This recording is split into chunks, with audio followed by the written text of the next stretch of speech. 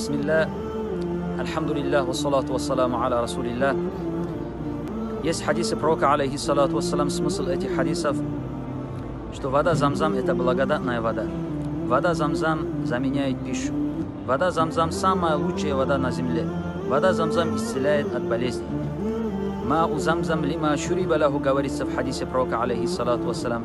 Вода Замзам для того, от чего ты ее выпьешь. Поэтому, как ученые говорят, когда мы хотим пить воду Замзам, следует повернуться в сторону кибла, сказать бисмилля и сказать: «О Аллах, ко мне дошло от твоего посланника, саллаллаху алейхи вассаляма, что вода Замзам от того, от чего ты ее выпьешь.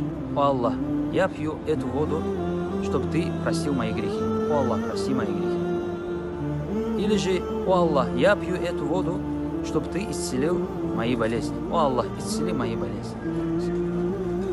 То есть намерением, каким намерением ты хочешь пьешь. И пьешь в 3 приема. И в конце говоришь альхамдулиллах. И нужно пить столько, сколько сможешь. Бисмиллахир рахманир рахим.